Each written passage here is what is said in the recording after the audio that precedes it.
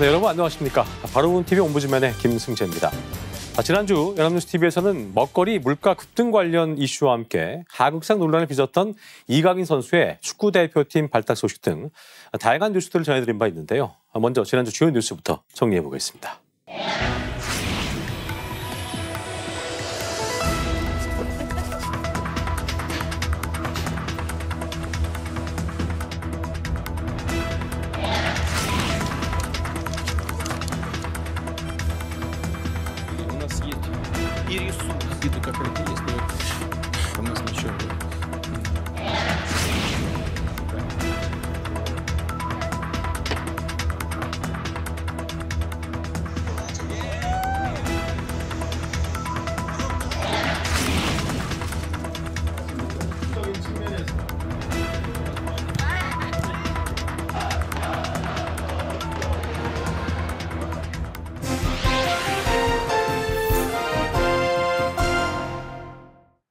한 주간 보도 내용을 짚어보는 연합뉴스TV를 말한다 김홍태입니다. 지난주 연합뉴스TV는 대법원이 성범죄 관련하여 범죄 사실이 합리적 의심이 없을 정도로 증명되지 않았다면 피고인에게 유리하도록 판단해야 한다는 판결한 내용을 보도했으며, 공동현관문이 열려있는 다세대 주택이어도 무단으로 들어간 경우 출입한 목적과 이후 행위 등에 비춰볼 때 주거 침입에 해당할 수 있다고 판결한 내용을 전했습니다. 그리고 인공지능 때문에 고성능 메모리 반도체 수요가 급증하면서 메모리 반도체 강국인 우리나라의 인력 유출 우려가 커지고 있다는 소식과, 인공지능으로 사람의 얼굴이나 목소리를 정교하게 만들어낼 수 있어 범죄에 악용될 수 있다면서 이에 따라 가짜를 구별해낼 수 있는 경찰의 탐지 기술이 발전하고 있다는 소식을 전했습니다. 지난주 첫 소식은 지난 9일 토요 와이드 소식인데요. 최근 대법원이 성범죄에 대하여 피고인의 입장도 고려해야 한다는 판단을 내리면서 이에 따른 무죄 선고가 나오고 있다고 전했습니다.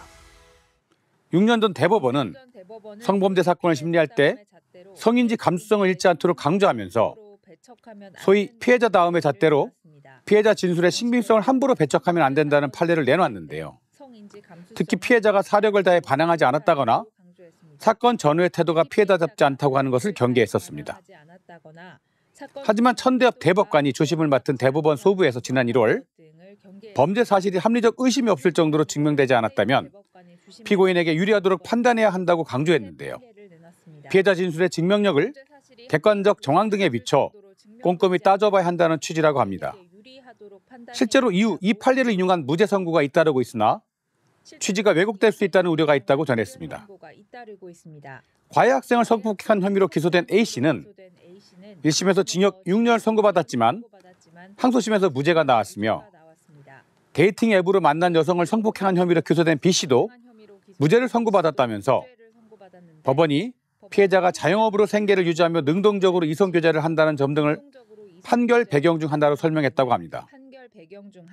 천대엽 판결 이후 성범죄의 가해자 중심주의로 회귀하고 있다는 현재의 판결 경향에 대해 매우 진지한 성찰과 반성이 필요해 보인다는 변호사의 지적도 있었습니다.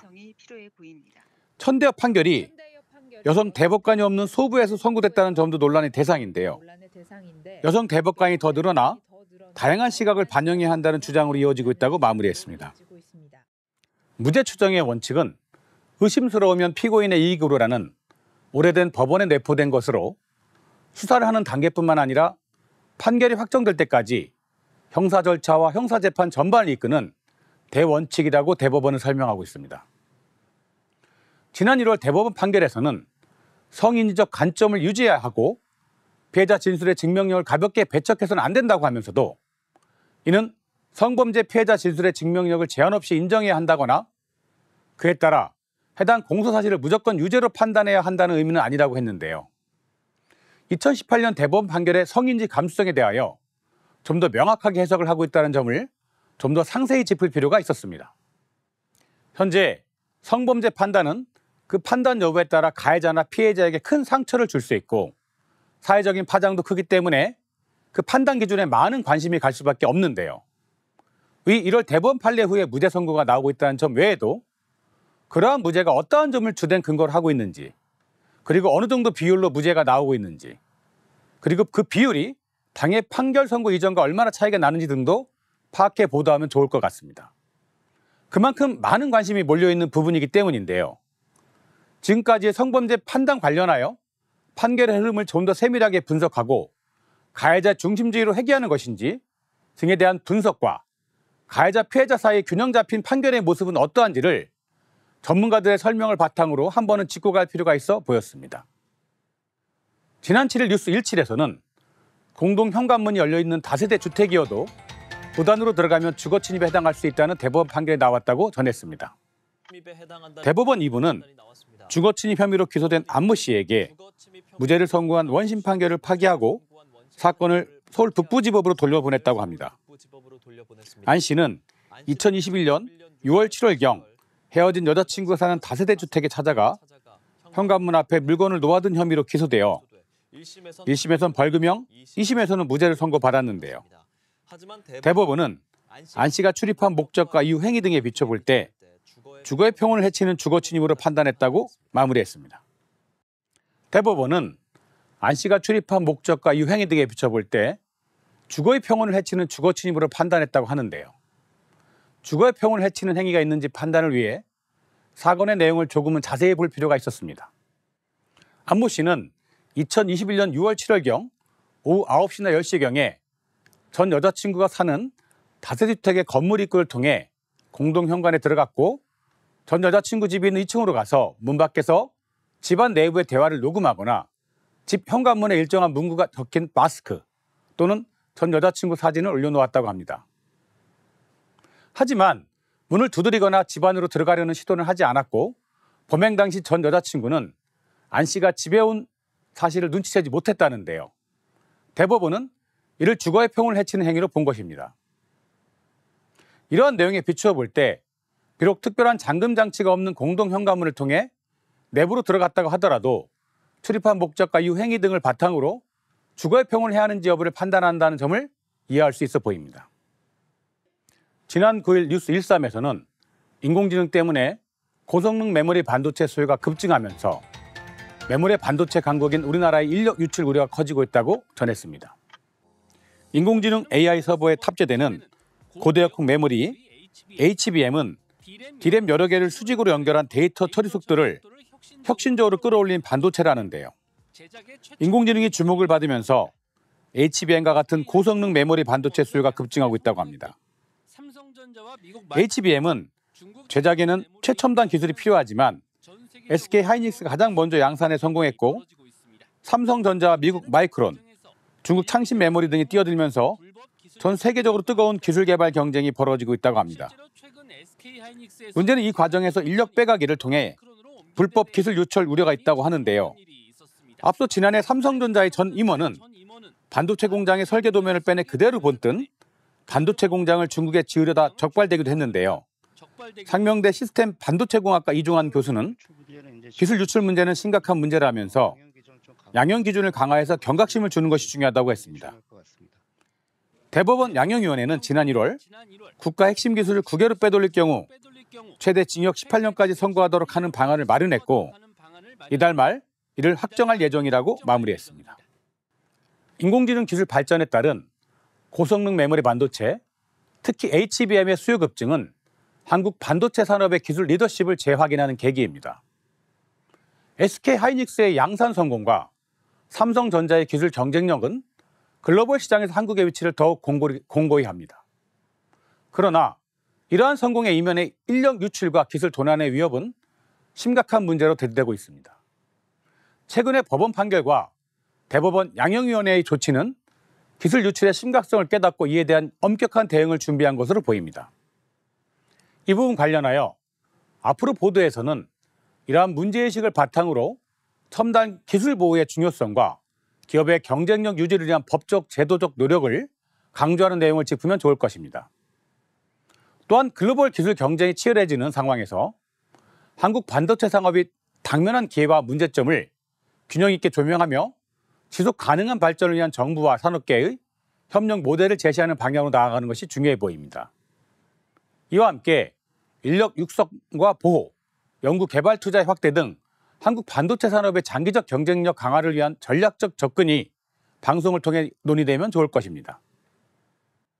지난 9일 토요 와이드에서는 인공지능으로 사람의 얼굴이나 목소리를 정교하게 만들어낼 수 있고 누구나 기술에 쉽게 접근할 수 있어 범죄에 악용될 수 있다면서 이에 따라 가짜를 구별해낼 수 있는 경찰의 탐지 기술도 진화하고 있다고 전했습니다. 지난 1월 뉴햄프셔주 민주당 프라이머리 예비선거를 앞두고 조 바이든 미국 대통령의 음성으로 유권자들에게 전화가 걸려왔는데요. 언뜻 듣기에 조 바이든 미국 대통령의 목소리와 똑같지만 사실 AI로 만든 가짜 목소리였다고 합니다. 진짜 목소리와 가짜 목소리의 톤이 매우 유사해 자세히 듣지 않으면 차이를 느끼기 어렵다고 합니다. 하지만 누구나 쉽게 만들 수 있기 때문에 선거운동 방해나 피싱 범죄에 쉽게 악용될 수 있다는 우려가 나오는데요. 이에 경찰은 딥페이크, 탐지 소프트웨어 등 탐지 기술을 개발해 범죄 단속에 본격적으로 활용하기 시작했다고 합니다.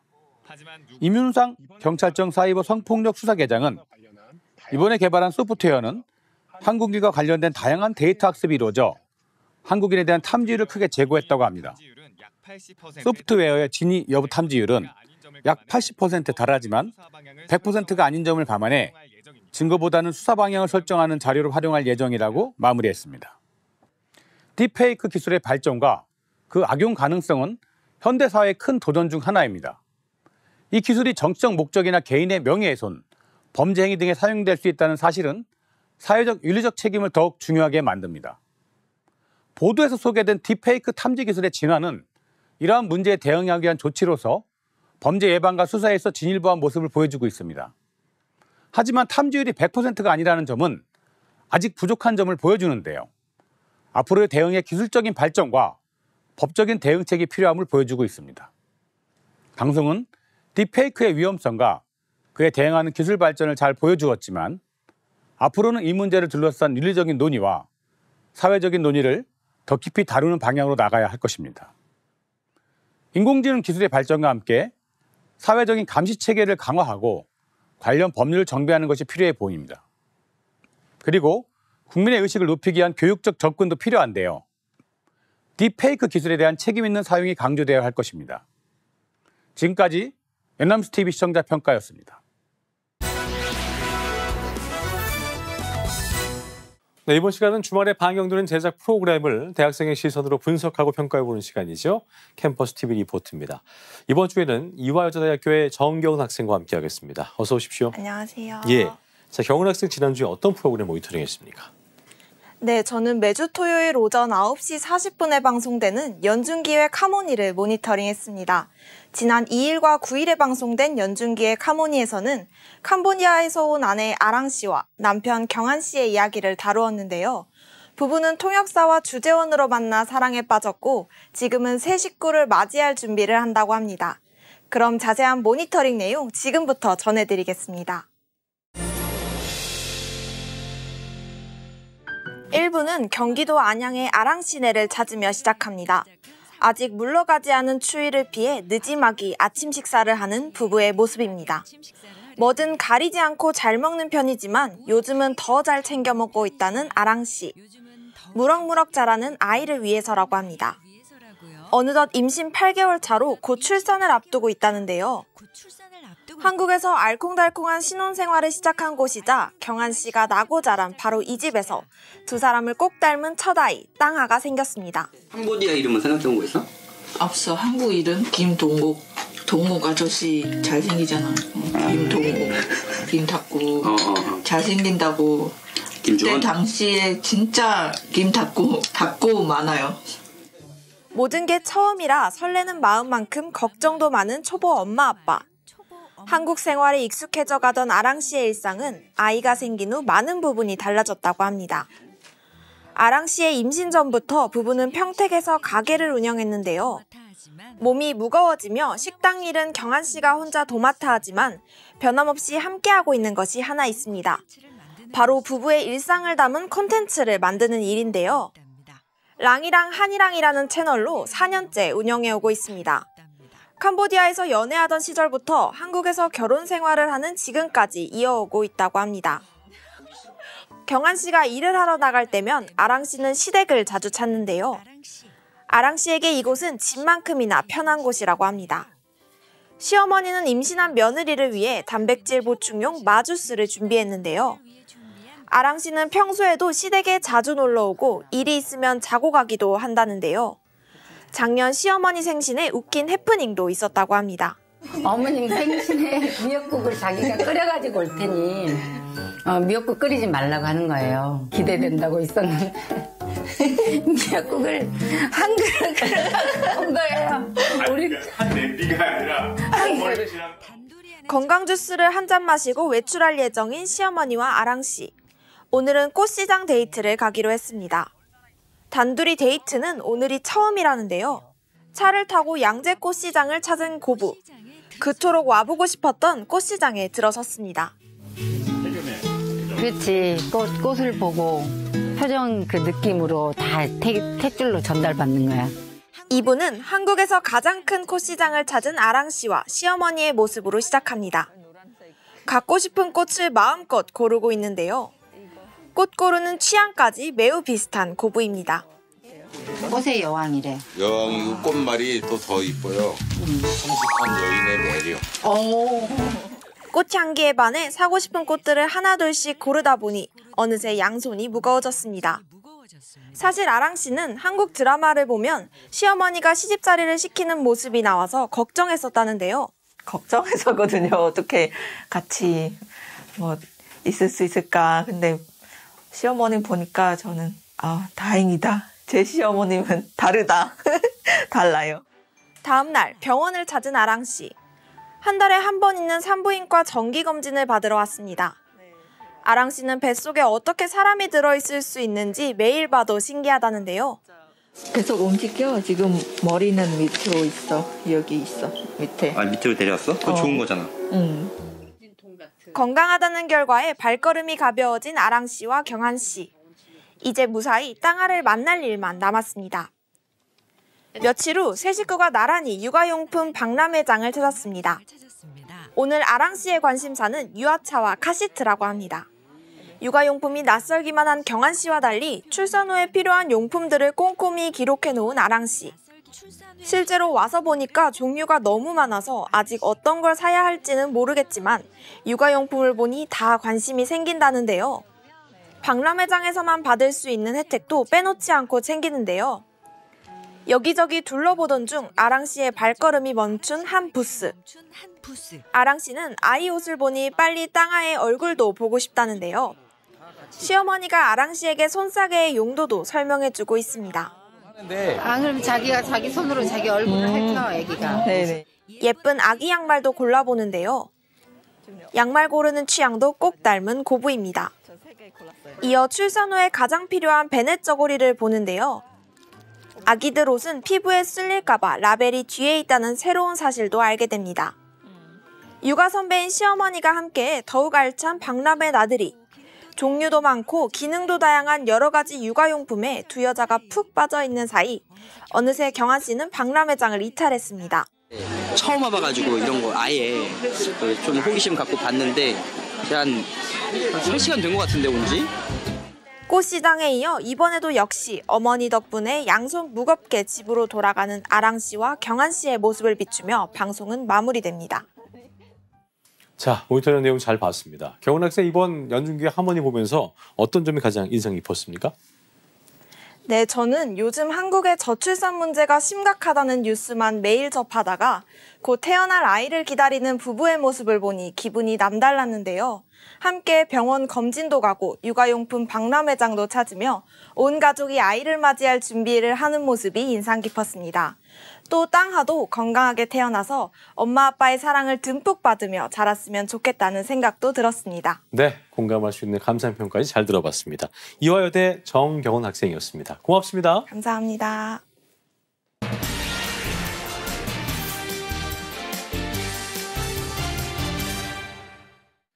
자, 올해 식료품 물가가 그야말로 고공행진을 하고 있습니다. 특히 금값이라고 불릴 만큼 사과와 배 등 과일 채소값이 치솟으면서 장 보러 가기가 무섭다는 말까지 나오는 상황인데요. 최근에 발표된 물가 지표에 대해서 언론이 어떻게 분석을 하고 있는지 오늘 TV와 비평에서 자세히 짚어보겠습니다. 도움 말씀에 서강대학교 임종섭 교수와 함께하겠습니다. 어서 오십시오. 네, 반갑습니다. 예.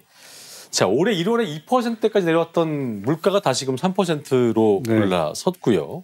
지난달 소비자 물가가 전년 대비 3.1% 상승을 했습니다. 저희가 앞서 이제 오프닝에서도 말씀드린 대로 장바구니 물가가 많이 올라서 서민들의 어떤 체감 부담이 높아지고 있는 상황인데 먼저 이 같은 물가 상승에 대해서 언론이 어떻게 보도하고 있는지부터 짚어주시죠. 네. 예, 제가 포털에 물가 상승이라는 단어로 검색을 해봤는데요. 예. 여러 언론이 물가라는 단어를 제목에 올리며 앞다투어 소비자 물가의 오름세를 다루었습니다. 네. 관련 기사는 거의 100건에 이를 정도로 많았는데요. 예. 흥미롭게도 언론은 장바구니 물가 또는 먹거리 물가가 6.7% 또는 7% 넘게 오르며 3년 만에 최고라고 강조했습니다. 기사 제목을 잠깐 살펴보겠습니다. MBN은 식료품 물가 6.7% 상승, 예. 3년 만에 최고. 한국경제는 3월에도 금딸기라는데 과일, 채소 먹기 부담스러워. 국민일보는 금값된 과일, 채소의 연초 식료품 물가 6.7% 지붕킥. MBC는 과일값 폭등의 먹거리 물가 비상, 식료품 7% 넘게 올라라는 제목을 내보냈습니다. 예. 연합뉴스는 작황부진으로 과일 물가 고공행진, 덩달아 식료품 물가도 상승이라는 제목에 과일 물가가 오른 이유를 제시했습니다. 이처럼 먹거리 물가가 오르면서 SBS는 상반기에 2% 물가는 달성하기 어렵다고 보도했습니다. 그래서 언론은 2월 물가가 3%로 상승해 정부가 관리하는 2%를 초월했으며 이 가운데 과일과 채소값이 크게 올랐다는 점을 강조했습니다. 관련 언론사는 금딸기, 과일값 폭등, 에그플레이션, 살벌한 과일값, 후르츠 쇼크, 과일값 쇼크 등 다소 자극적인 표현을 제목에 올렸습니다. 그랬군요. 달콤한 과일이 아주 무서운 공포의 존재가 네. 된 것 같습니다. 그렇습니다. 말씀하신 대로 32년 만에 최대치로 폭등한 과일값도 그렇고요. 국제 유가까지 불안정한 상황이어서 당분간 물가 안정은 좀 요원해 보이는 상황인데 물가 상승에 다양한 배경이 있을 것 같습니다. 네. 언론이 어떻게 보도했습니까? 예, 언론은 이제 몇 가지 원인을 제시했는데요. 예. 그 중에 하나는 앞서 말씀드린 것처럼 연합뉴스의 보도처럼 올해 과일 작황이 부진한 것이 하나의 원인이라고 나옵니다. 예. 서울경제도 같은 맥락이나 좀 더 자세한 원인을 제시했습니다. 과일 채소류의 출하량이 감소했는데 이 원인으로 저출산과 고령화로 재배 농가가 일손이 부족한 점을 들었습니다. 또한 이상기온으로 과일 재배 면적이 줄어든 것이 예. 원인으로 꼽혔습니다. 예를 들어 이 신문은 사과 주산지인 영남의 재배 지역이 2023년에 전체의 71%로 2000년에 비해 2%포인트 줄었다고 전했습니다. 민영뉴스통신사인 뉴스원은 기름값이 6주째 오르면서 물가 상승을 이끌었다고 다뤘습니다. 인터넷 신문인 뉴델리도 1월 중순부터 국제 기름값이 상승하면서 시차를 두고 물가에 반영됐으며 농축수산물 가격이 강세를 보인 탓이라고 보도했습니다. 외부 요인과 국내 문제가 동시에 작용했다는 것입니다. 예. 국내 문제로 교통비와 병원비 등 공공서비스 물가가 오르면서 2월 물가를 끌어올렸다고 매일경제는 보도했습니다. 이를 자세히 보면 일부 지방자치단체별로 1월부터 시내버스와 택시, 도시철도 요금이 올랐고 병원의 외래진료비, 치과진료비, 입원진료비, 하수도요금 등이 인상됐습니다. 그리고 장기적인 관점에서는 머니투데이가 다룬 것처럼 4년 만에 산업용 전기요금이 가정용보다 비싸지면서 인상분이 소비자 가격에 반영돼 결국 물가 상승을 가져올 것이라고 보도했습니다. 그랬군요. 예. 자, 정부는 그 상황을 엄중하게 인식하고 있다면서 특히나 말씀하신 것처럼 농축수산물에 대해 체감할 수 있는 수준까지 가격을 안정시키겠다고 밝혔는데요. 네. 총력 대응에 나선 정부 물가 안정 방안에 대해서 언론이 어떻게 보도하고 있는지 짚어주시죠. 예, 한마디로 언론은 정부 대응이 말씀하신 것처럼 총력전이라는 점을 부각했습니다. 예. 그만큼 정부가 2월 물가 상승을 심각하게 보고 있다는 것인데요. 예를 들어 해럴드 경제는 농림축산식품부가 장바구니 물가를 잡기 위해 쓸 수 있는 모든 수단과 자원을 동원하겠다고 밝힌 점을 다뤘습니다. 예. 이 신문은 또 정부가 납품 단가와 할인 행사를 지원하고 못난이 과일을 공급하며 수입 과일을 들여오는 정책을 내놓았다고 전했습니다. 예. 유사한 맥락에서 전자신문은 농식품부가 차관이 주재하는 점검대책회의를 수시로 개최하고 식량정책실장이 주재하는 회의를 매일 열어 농축산물 소비자 물가를 점검하고 대응 방안을 찾는다고 보도했습니다. 예. 또 YTN은 기획재정부 장관을 인용해 정부는 치솟는 농축수산물 가격을 잡기 위해 3월과 4월에 농축수산물 할인 판매를 지원하고 사과와 배 등 먹거리의 체감 가격을 예. 최대 40에서 50% 가량 낮출 계획이라고 전했습니다. 이와 함께 농수산식품유통공사가 오렌지와 바나나 등을 직접 수입해 싼 가격에 시중에 공급하고 수입 과일에 관한 관세를 낮춘다는 기사를 내보냈습니다. 예. 그리고 또 전자신문과 파이낸신문 등 다른 언론사도 기획재정부 장관을 주요 취재원으로 인용해 비슷한 내용을 보도했습니다. 그랬군요. 예. 자, 치솟은 물가는 소비자 지갑을 닫게 하는 것은 물론이고요. 금리에도 영향을 좀 미치고 있는 상황인데 네네. 이렇게 잡히지 않는 물가가 우리 경제에 미치는 영향이 굉장히 중요할 겁니다. 언론은 이에 대해서 어떻게 분석을 하고 있습니까? 예, 언론은 앞에 제가 보신 것처럼 전해드린 것처럼 기사 제목의 소비자 물가의 상승 현상을 강조하면서 이것이 다른 분야로 확산하는 점에 주목했습니다. 예. 예를 들어 소비자 물가 상승으로 크게 보면 금리 정책과 경기 회복에 안 좋은 영향을 준다는 것입니다. 또는 물가 상승이 건설사 공사비 인상으로 이어질 수 있는 보도도 나왔습니다. 몇 가지 예를 보면 서울경제는 1월 2%였던 소비자 물가가 2월에 3%로 올랐으며 이 중 과일값 상승이 컸다고 분석했습니다. 이에 따라 물가를 2%로 잡으려는 정부 정책에 어려움이 생겼으며 금리 인하 시기가 늦춰질 수 있다고 이 신문은 보도했습니다. 예. 그리고 한국일보는 2월에 3%로 오른 물가가 당분간 상승세를 보일 가능성이 크며 특히 과일은 이제 수확기 전까지는 계속 오를 수 있다고 전망했습니다. 이렇게 되면 소비가 위축되면서 서비스업이 어려움을 겪고 건설을 포함한 투자가 위축돼 경기 회복 자체가 갈림길에 선다고 진단했습니다. 이는 한국경제의 우울한 소식입니다. 뉴시스는 한국은행 부총재보가 농산물 등 생활물가가 당분간 높은 수준을 이어갈 수 있다고 보도해 한국일보의 이 진단이 가능성이 있다고 하겠습니다. 그리고 마지막으로 조선비즈는 부동산 파이낸셜 프로젝트 위기에 놓인 건설사들이 물가 상승으로 적정한 공사비를 받기 어려워져 공사비를 올리는 방안이 불가피하다고 전했습니다. 그랬군요. 예. 자, 물가를 잡기 위해서 이미 많은 예산들이 투입이 됐습니다만 뾰족한 효과는 아직까지 보이지 않고 있는 상황인 것 같은데요. 4월 총선을 앞두고 있는 만큼 정책의 제안자로서 민생 물가 안정을 위해서 언론이 해야 할 역할도 중요해 보입니다. 네. 끝으로 한 말씀 듣고 마무리하겠습니다. 예. 언론은 물가가 왜 오르는지, 국민이 체감하는 물가가 통계청의 물가 지수와 왜 네. 차이가 나는지, 또는 물가 상승이 경기 회복에 어떤 영향을 주는지 등 물가 상승과 관련한 문제를 차분하면서도 자세하게 진단했으면 합니다. 이와 관련해 일부 언론의 보도를 소개해드리면 예. 인터넷 신문인 데일리아는 정부가 올해 농축산물 할인을 지원하는 예산으로 500억 가량을 투입했으나 물가는 오히려 오른 이유를 소개했습니다. 흥미로운 대목이죠. 예. 이유는 통계청이 측정하는 과일 품목의 가격에 이 할인 지원이 포함되지 않으면서 상점 판매 가격이 그만큼 내려가지 않았기 때문이라고 이 신문은 설명했습니다. 그리고 물가 불안과 내수 부진이 경기 회복 여부를 결정할 수 있다는 한국일보 보도도 차분한 분석으로 꼽을 수 있습니다. 예.